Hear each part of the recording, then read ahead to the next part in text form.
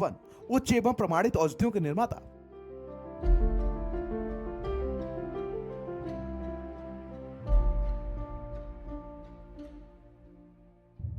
नमस्कार, मैं मयूरी श्रीवास्तव। स्वागत है आपका आयुर्वेद संसार में, जहां हम सेहत को देखते हैं एक नए नजरिए से, प्राकृतिक संतुलन और सुरक्षित तरीके से। आयुर्वेद हमें सिखाता है कि हमारी छोटी छोटी आदतें ही बड़ी बीमारियों से बचाव का रास्ता बन सकती है। तो आइए शुरू करते हैं आज की एक बेहद और जरूरी अहम बातचीत।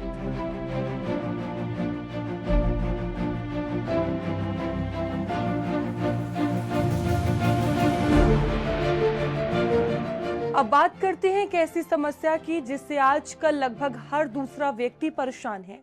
मानसिक समस्याएं। आजकल तनाव, चिंता और बेचैनी जैसी मानसिक परेशानियां तेजी से बढ़ रही हैं, जो आगे चलकर कई गंभीर बीमारियों को जन्म दे सकती हैं। और सबसे बड़ी चिंता की बात यह है कि कई बार लोग इसे सामान्य समझकर नजरअंदाज कर देते हैं, जबकि एक बड़ा हेल्थ अलर्ट है। तो आज इसी गंभीर मुद्दे पर समझने के लिए हमारे साथ मौजूद हैं आयुर्वेद विशेषज्ञ doctor JK. Pandey ji. Sir, आपका बहुत स्वागत है भारत समाचार पर।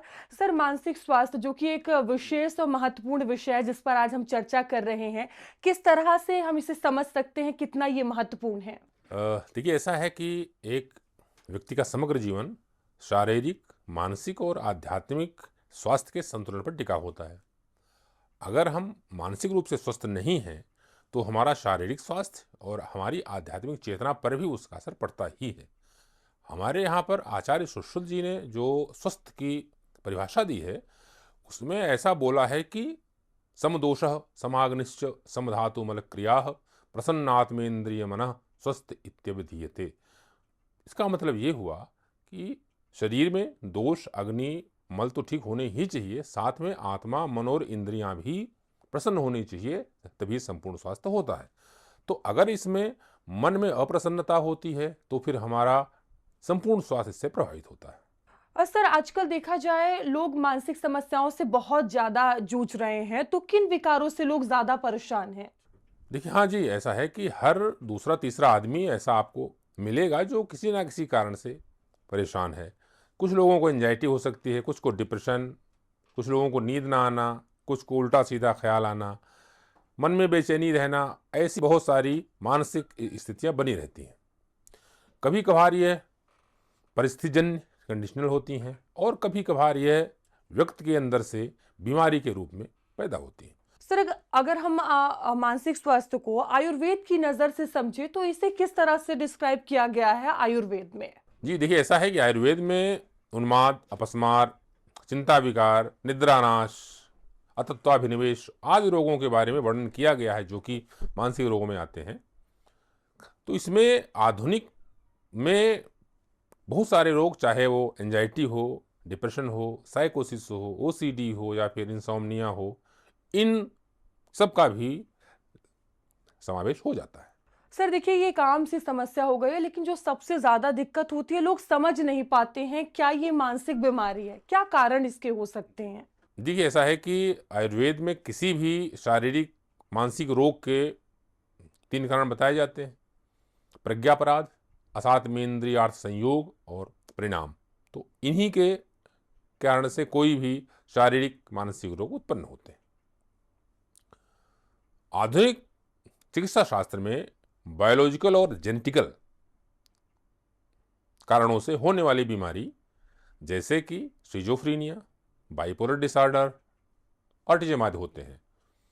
ब्रेन के केमिकल्स के इम्बैलेंस से होने वाले भी रोग होते हैं।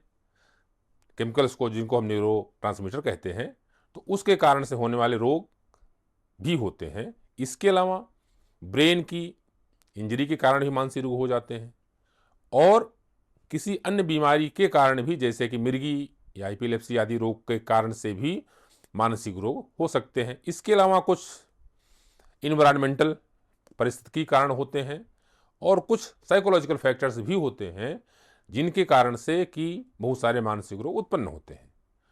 आजकल हम जानते हैं कि आधुनिक समय में सोशल आइसोलेशन के कारण से ही बहुत सारे लोग अवसाद, डिप्रेशन में जाते हैं।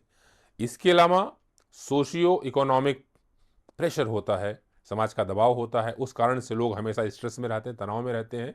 सर, जिस तरह से आप कारण बता रहे थे, क्या कुछ लक्षण जिससे लोग जाने कि हाँ सही में ये मानसिक स्वास्थ्य है, परेशान है?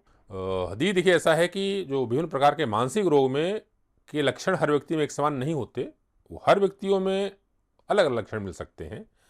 मूड बदलना ये लक्षण है, या हमेशा उदास रहना, हमेशा हताश रहना, डिप्रेस रहना, कभी कभार बहुत हाई एनर्जी फील होती है, कभी कभार बहुत लो एनर्जी फील होती है, एंजाइटी घबराहट हो जाना, बहुत ज़्यादा चिंता में रहना, ये भी एक मानसिक लक्षण है।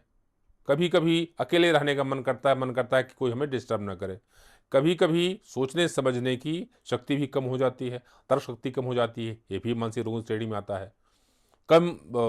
बिना किसी कारण के कमजोरी लगना, भूख कम लगना, चिंताग्रस्त रहना, कभी कभी कुछ ऐसी भी चीज़ें दिखाई और सुनाई देती हैं जो वास्तव में नहीं होती हैं, तो ये भी एक मनोविकार है। आदमी से भूत प्रेत में समझने लगता है। कभी कभी कुछ मरे हुए लोग कान में बोलने लगते हैं, कभी कोई देवता सामने दिखने लगते हैं। ऐसे भी बहुत सारे कारण और लक्षण मानसिक रोगों में मिलते हैं। डॉक्टर साहब, मानसिक रोगों का हम इलाज कैसे कर सकते हैं?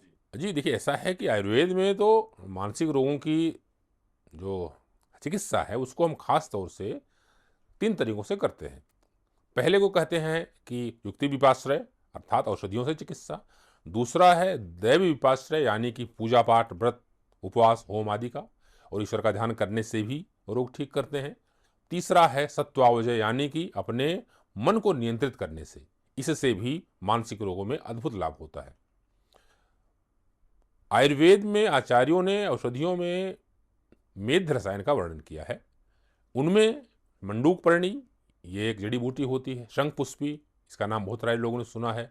मुलेठी और गिलोय, इनको आचार्य ने मेध रसायन कहा है। इनका प्रयोग मस्तिष्क और मनोविज्ञान के लिए बहुत उत्तम है। सर, अगर मानसिक बीमारी है तो किन बातों का विशेष ध्यान रखना चाहिए? जिन कारणों से ऐसा हुआ है, हम पहले उसको आइडेंटिफाई करने की कोशिश करें और उसको ठीक करने का काम करें। तो ऐसा है कि जिस दोष के कारण से रोग है, जैसे कि अगर आदमी बहुत चंचल है, रेस्टलेस है, बेचैन है, तो वात दोष के कारण। अगर किसी को गुस्सा बहुत आ रहा है, गर्मी लग रही है, तो इसमें पित्त दोष बढ़ा हुआ है। अगर बहुत शांत बैठा है, डिप्रेशन में है, कुछ बोल नहीं रहा है, बात करने का मन नहीं कर रहा, तो उसमें आयुर्वेद के अनुसार से कफ दोष से संबंधित मानसिक विकार हो सकते हैं। इन्हीं दोषों के हिसाब से हमको उसका खान पान देखना चाहिए और उसकी चिकित्सा करनी चाहिए। दूसरा यह है कि अपने भोजन में भी चाय, कॉफ़ी, उत्तेजक पदार्थ का सेवन नहीं करना है। एल्कोहल, स्मोकिंग या अन्य किसी भी प्रकार का नशा और बुरी आदतें भी आदमी को छोड़ देनी चाहिए अगर उसको किसी भी प्रकार का मानसिक रोग है। और जब वो इसको छोड़ेगा तभी वो इन मानसिक रोगों और समस्याओं से मुक्ति पा पाएगा। सर, मानसिक रोगों में कौन कौन सी औषधियां हम ले सकते हैं? जी, बहुत सारी औषधियां हैं आयुर्वेद में, जिनका कि हम वैद्य के परामर्श से प्रयोग कर सकते हैं। जैसे कि भंवरेश्वर अश्वगंधा चूर्ण, भंवरेश्वर अश्वगंधा रिष्ट, भंवरेश्वर सारस्वतारिष्ट, भंवरेश्वर ब्राह्मी चूर्ण, भंवरेश्वर शंखपुष्पी चूर्ण, भंवरेश्वर जटामानसी चूर्ण आदि औषधियाँ भी प्रयोग कर सकते हैं। इसके अलावा सर्वोत्तम है ब्रह्म रसायन, ये बहुत अच्छा ओले फार्म में है, आप इसको ले सकते हैं। ब्राह्मी घृत बहुत अच्छी औषधि है, इसको भी हम 1-1 चम्मच की मात्रा में भोजन से पूर्व प्रयोग कर सकते हैं। बादाम रोगन, ये हम नाक में डाल सकते हैं, इसको हम दूध के साथ भी ले सकते हैं। गाय का शुद्ध घी भी हम नस के रूप में, यानी कि नाक में 2-2 बूंद डाल सकते हैं। इसके अलावा आयुर्वेद का एक बहुत अच्छा उपाय है शिरोधारा, इससे भी बहुत सारे मानसिक रोगों में लाभ मिलता है। तो ब्राह्मी तेल आदि से आप शिरोधारा कर सकते हैं। दूसरा यह है कि भंवरेश्वर का मेमोराइजर कैप्सूल, भंवरेश्वर का अश्वगंधा कैप्सूल भी हम वैद्य के परामर्श से प्रयोग कर सकते हैं। तो सर, आपका